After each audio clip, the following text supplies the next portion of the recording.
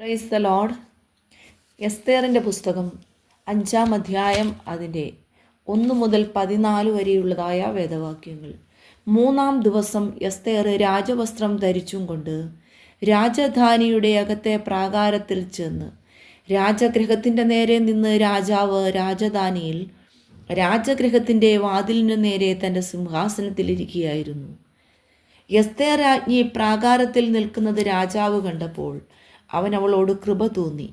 തൻ്റെ കയ്യിലിരുന്ന പൊൻചെങ്കോൽ രാജാവ് എസ്തേറിൻ്റെ നേരെ നീട്ടി. എസ്തേർ അടുത്തു ചെന്ന് ചെങ്കോലിൻ്റെ അഗ്രം തൊട്ടു. രാജാവ് അവളോട്, എസ്തേർ രാജ്ഞിയെ, എന്തു വേണം? എന്താകുന്നു നിന്റെ അപേക്ഷ? രാജ്യത്തിൽ പാതിയോളമായാലും നിനക്ക് തരാം എന്ന് പറഞ്ഞു. അതിന് എസ്തേർ രാജാവിന് തിരുവുള്ളമുണ്ടായിട്ട്, ഞാൻ ഒരുക്കിയിരിക്കുന്ന വിരുന്നിന് രാജാവും ഹാമാനും ഇന്നു വരേണമെന്ന് അപേക്ഷിച്ചു. എസ്തേർ പറഞ്ഞതുപോലെ ചെയ്യുവാൻ ഹാമാനെ വേഗം വരുത്തുവീൻ എന്ന് രാജാവ് കൽപ്പിച്ചു. അങ്ങനെ രാജാവും ഹാമാനും എസ്തേർ ഒരുക്കിയ വിരുന്നിന് ചെന്നു. വീഞ്ഞു വിരുന്നിൽ രാജാവ് എസ്തേറിനോട്, നിന്റെ അപേക്ഷ എന്ത്? അത് നിനക്ക് ലഭിക്കും. നിന്റെ ആഗ്രഹവും എന്ത്? രാജ്യത്തിൻ്റെ പാതിയോളമായാലും അത് നിവർത്തിച്ച് തരാമെന്ന് പറഞ്ഞു. അതിന് എസ്തേർ, എൻ്റെ അപേക്ഷയും ആഗ്രഹവും ഇതാകുന്നു. രാജാവിന് എന്നോട് കൃപയുണ്ടെങ്കിൽ എൻ്റെ അപേക്ഷ നൽകുവാനും എൻ്റെ ആഗ്രഹം നിവർത്തിപ്പാനും രാജാവിന് തിരുവുള്ളമുണ്ടെങ്കിൽ രാജാവും ഹാമാനും ഞാൻ ഇനിയും ഒരുക്കുന്ന വിരുന്നിന് വരേണം.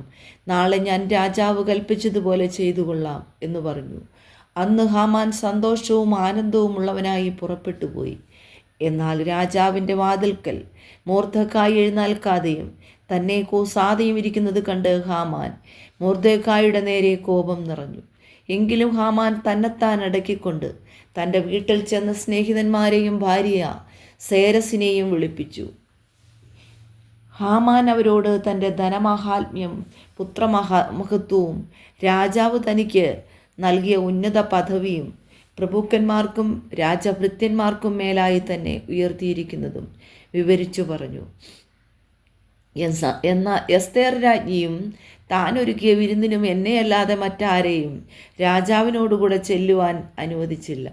നാളെയും രാജാവിനോടുകൂടെ വിരുന്നിന് ചെല്ലുവാൻ എന്നെ ക്ഷണിച്ചിരിക്കുന്നു. എങ്കിലും യഹൂദനായ മൊർദെഖായി രാജാവിൻ്റെ വാതിൽക്കലിരിക്കുന്നത് കാണുന്നിടത്തോളം ഇതൊന്നും കൊണ്ട് എനിക്കൊരു തൃപ്തിയുമില്ല എന്നും ഹാമാൻ അതിന് അവൻ്റെ ഭാര്യ സേരസും അവൻ്റെ സകല സ്നേഹിതന്മാരും അവനോട് 50 മുഴം ഉയരമുള്ള ഒരു കഴുമുരം ഉണ്ടാക്കട്ടെ, മൊർദെഖായിയെ അതിന്മേൽ തൂക്കിക്കളയേണ്ടതിന്. നാളെ രാവിലെ നീ രാജാവിനോട് അപേക്ഷിക്കണം. പിന്നെ നിനക്ക് സന്തോഷമായി രാജാവിനോടുകൂടെ വിരുന്നിന് പോകാം എന്ന് പറഞ്ഞു. ഈ കാര്യം ഹാമാന് ബോധിച്ചു. അവൻ കഴുമരം ഉണ്ടാക്കിച്ചു. ഈ വചനങ്ങളാൽ ദൈവം എല്ലാവരെയും ധാരാളമായിട്ട് അനുഗ്രഹിക്കട്ടെ.